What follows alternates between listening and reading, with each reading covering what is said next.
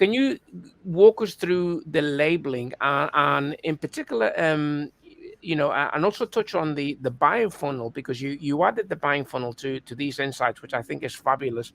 But let us know more about these insights. Sure. So let me go into this part really quick here, so I can pull down something on Keyword Planner inside. Okay. So I think one of the things that I was doing SEO for a long time, organic marketing actually, because organic marketing, digital marketing, you realize that it's not everything is about SEO, right? I mean, if you by converting users is an entire funnel of different phases. You have the buyer journey go from awareness, and then they have to be aware. And when they're aware, it could be from multiple different digital touch points. It's not just SEO. Your SEO is one of the touch point. It's not all of the touch point. It's one of the major touch point for sure. So what I realized over the course of doing organic marketing is that in order for you to really truly optimize on the queries people search or build the content that fit with what people are truly searching for, you have to understand where that queries belong to what part of a buyer journey. Right? I mean, a buyer journey contains of right now we buy our definition before, make it simple, awareness, consideration, decision, and post-purchase. So typically that would be the buyer journey. And then in awareness phase, for example, typically it will contain most of the keyword that have informational intent and consideration intent because they are looking for information. The first would be they're looking for information in terms of definition or in terms of some sort of it's with researching, right? And after they are aware of the problem that they have, aware of the need that they have, the demand that they have, then they move to consideration where, okay, now that I know I have this need and I need to resolve this needs, let's say over here is tiny house, I want to know what is tiny house, right? That would be the first phase of buyer journey. What is tiny house? How can people choose tiny house? What is luxury tiny house? I want to know. And then you will go into, now that I know what tiny house is, I know how people decide it, I know what's the good and the bad of it. I want to now consider tiny house as one of the options. Now that's where it's going to consideration phase. And consideration would be you start looking for comparison type of keyword, right? Is tiny house good in the city versus in the suburb, so on and so forth. So it's as people searching in different kind of search term is reveal a little more of the story behind how they will decide later. So a good digital marketing campaign is a marketing campaign that understand the people's need, starting from where they aware of the problem they have, and go into when they consider between each option you want to be available there to the point where now I want to make decision. How will they make decision? And then go all the way to if they make a decision, what are some of the problems they usually have so that you don't run into that at the post-purchase part of a buyer journey. So that's what we think when we decide to label queries in a completely different way. We want to label them in a subjective manner and give people a little more qualitative data dimension instead of just strictly quantitative, like most tools are for the most part of history of digital marketing. You got search volume. Typically, you got search volume. You got Keyword CPC.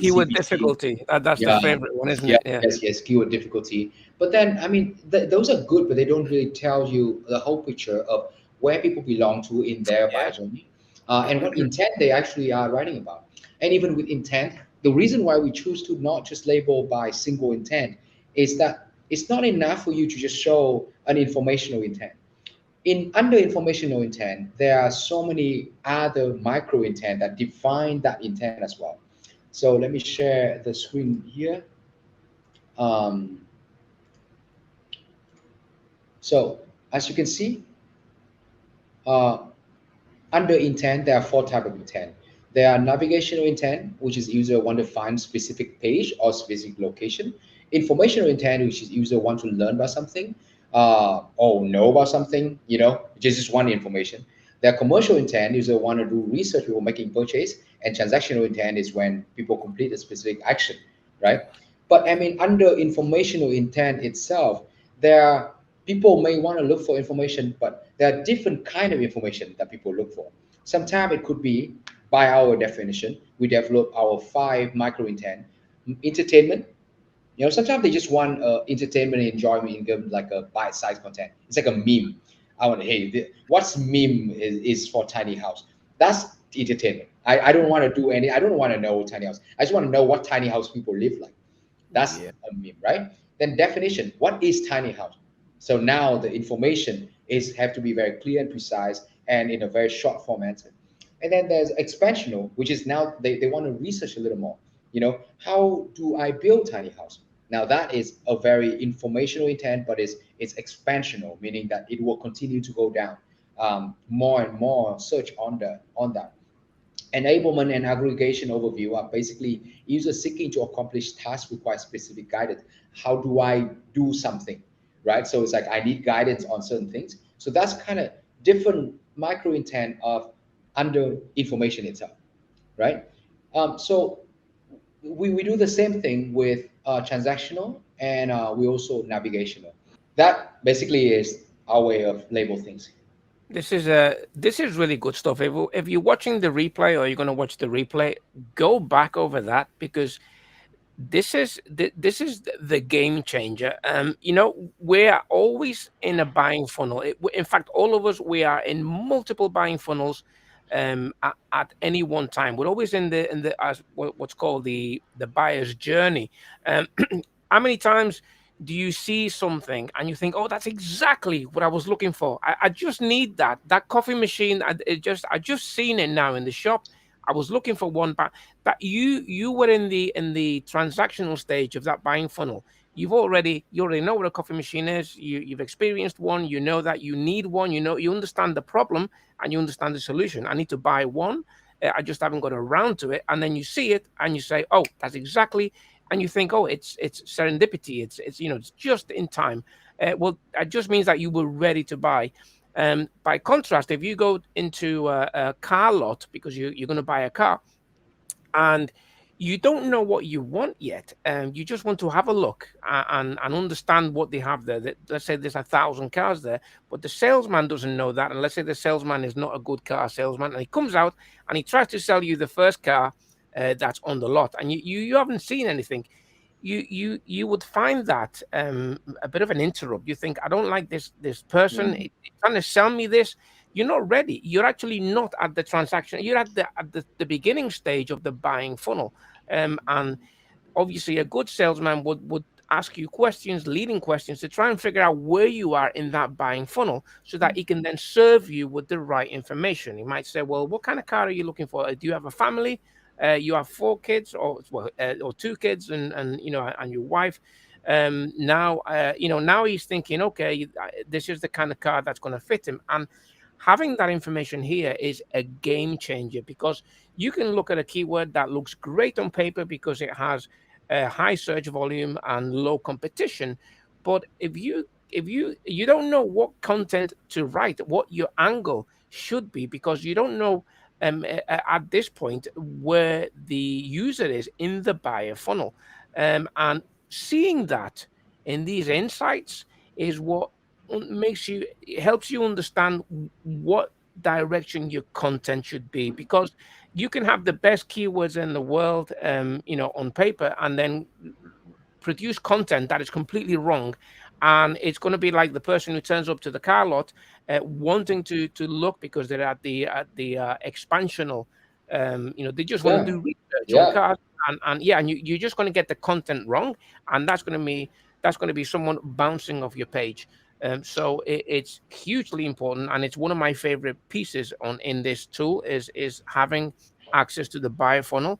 yeah. Uh, I mean, you point out it's exactly over there. It's the content served with different queries belong to different buying funnel are exactly. different, are very different. For example, we were doing I was working with one of our fintech clients, and they were working on micro lending. If you look at the entire queries list of 5,000 keyword of micro lending, we realize that every queries, well, most of the query, 90% of the queries actually are all in decision phase. What does it mean? It means that each time people are looking for micro lending, they already decide that they need micro lending. They need someone to loan them money very quickly, very easy, very fast. They're not looking to learn about it. Now you can So see you can see as a content creator, knowing that information, just being able to see that from this tool, you already think, okay, I'm not going now. You know what type of content you're going to create. You're not going to start creating informational, yes, massive pillar content pieces with just like, oh, this is how it works, this is the history of it, because you're going to that's not what the market yeah, wants. yeah, that's not what the market wants. That's correct. And you realize that you then you go into investigate it, right? You just look at some of the keywords that are decision phase, and you realize that majority of the top ranking pages are actually product pages. And you go in there, and yes, the product pages are actually customized exactly for their need, meaning that very short kind of content directly to their pain point, and make sure that they can make decision as quickly as swiftly as possible. Boop, boop, boop, boop, boop. And that's how you convert. So, That's right. so again, and another thing I want to note here is that, like many things, subjective things are very subjective, meaning that a certain keyword could be informational intent, it could also be commercial intent. It's, it's for example, tiny house eBay, for example. It could be people looking for information, but it could be people are actually looking to transact their thing. So there are multiple ways to look at info intent behind a keyword. What we're trying to provide is not an absolute measure of a certain intent, but it's as a reference point. So if you look at the intent this way, you could actually see that, okay, is people really looking for this intent or people looking for informational intent? You could actually click on the keyword itself, and you go into this part of the sub result and see what kind of result are being popped on top, and then you can determine for yourself the kind of intent people are writing for. So again, we're building a reference point. We're not trying to be absolute Yes, truth that you should rely on 100%, and no exactly. tool should do that. I don't think so. No, you're right, because somebody searching for red socks could be somebody who wants to buy red socks, or it could be somebody who thinks, "I wonder if red socks would go, would suit me," and they're just looking for information. So again, at the query level, you never really know exactly what's in everybody's head. But as you say, if you can see the entire market and you can see that 80% of searches are informational, then you get a real sense that most of these people in this particular market are looking, and then you look at the micro intent and you can see that where they are in that buyer funnel. It gives you a great idea. It's a reference point, but it's a very good starting point for creating the right content that I serves that think right intent.